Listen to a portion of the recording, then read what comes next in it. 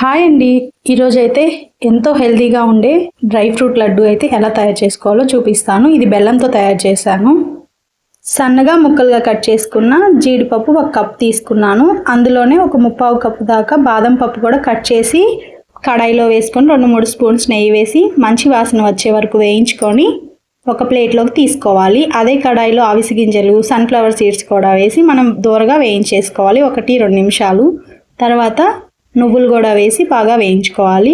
ఇప్పుడు అవన్నీ మళ్ళీ కడాయిలోకి తీసుకొని తురుముకున్న బెల్లం కూడా ఒక 4 కప్పులు తీసుకున్నాను.